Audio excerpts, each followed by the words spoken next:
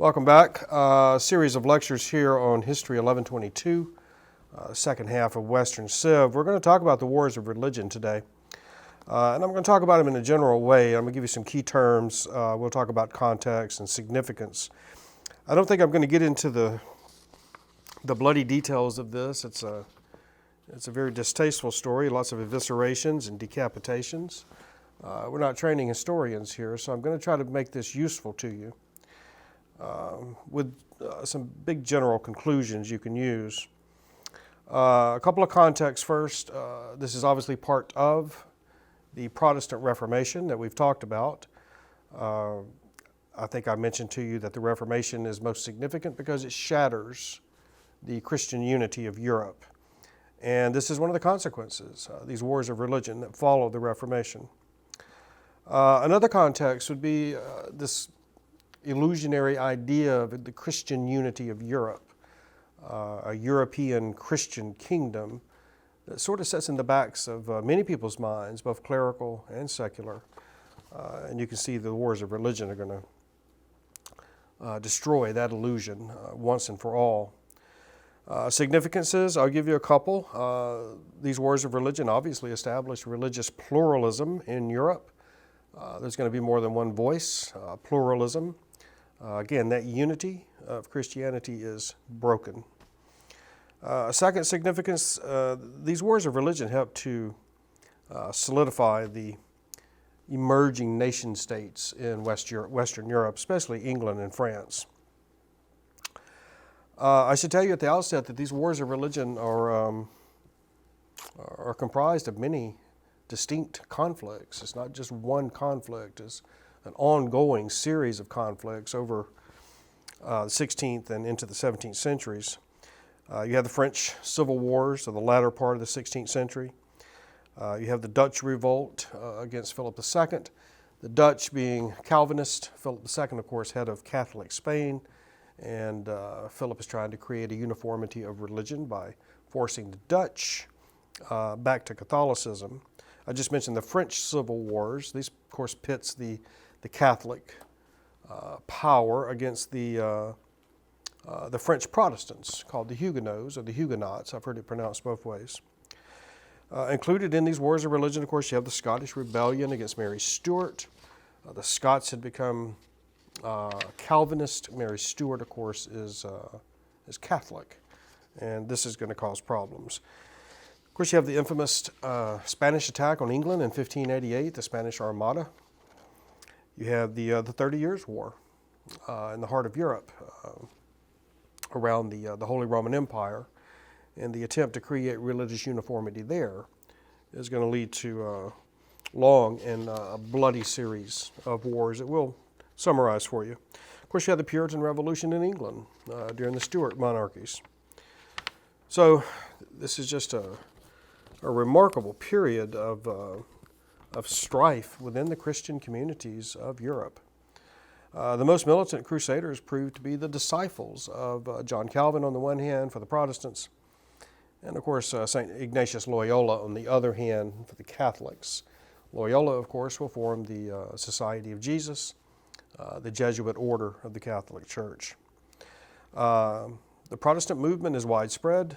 Between 1559 and 1689, the Calvinists gained control of Scotland and, of course, the northern provinces of the Low Countries, that area there where we think of today as the Netherlands and Belgium.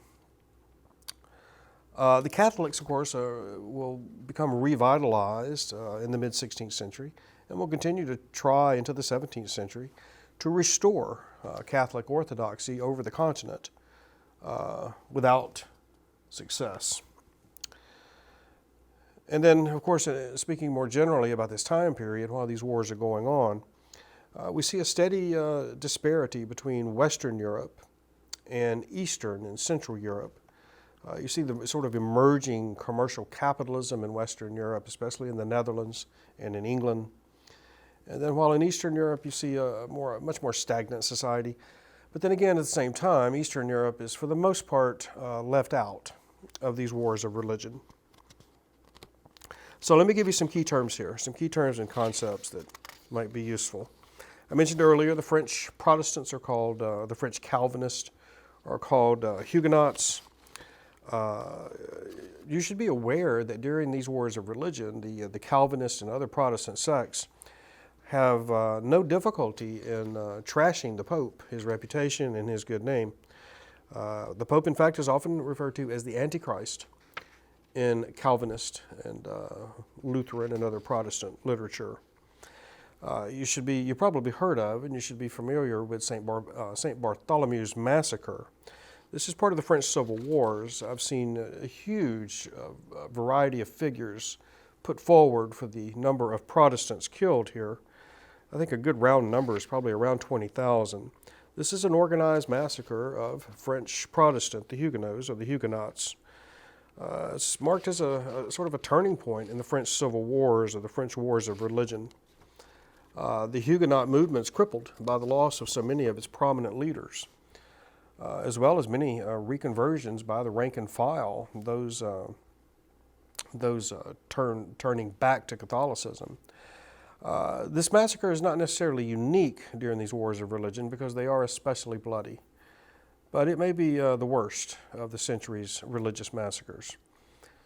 Throughout Europe, there's a quote here, throughout Europe it printed on the minds of the Protestants the indelible conviction that Catholicism was a bloody and treacherous religion. In the French Civil Wars, you have a few heroes, I suppose, that stand out. Henry IV of France, Henry of Navarre, he's a Protestant ruler, and in an attempt to bring some sort of religious peace to his kingdom, converts to Catholicism. What did Henry say? The famous quote, "Paris is worth a mass." Another key term here, politique. Here the idea is that political concerns or affairs of the state should be placed above religious strife and religious differences. Of course, one of the driving policymaker behind the French during the 30 Years' War is Cardinal Richelieu, who put state interests above religious unity. Richelieu supports the Protestant Swedish armies in their battles in Central Europe and the Holy Roman Empire. He supports these Protestant armies in opposition to Catholic armies under the control of the Habsburgs. So, although France and Austria share religious affiliation through Catholicism, Cardinal Richelieu supports Protestants because he's putting the interests of France above the unity of Christian Europe. The Peace of Augsburg, this is significant. It's 1555 because it confirms the sovereign authority of local princes within the Holy Roman Empire. There's a drive here to create religious uniformity within the Holy Roman Empire, and the Treaty of Augsburg demonstrates that each prince, each little principality or each little kingdom or each little duchy will determine what religion is practiced there, obviously throwing off the notion of uniformity. In 1571, and I want to mention this because this is on the periphery of what we're talking about, but it's part of this long century of religious warfare. In 1571, the Battle of Lepanto takes place in the Mediterranean. Here, the Spanish fleet, a Christian fleet, defeats the Ottoman Turks in a large naval battle off the coast of Greece. This is a stunning victory for the West. It marks Spain's ascendancy. It marks a severe setback for the Ottoman Turks.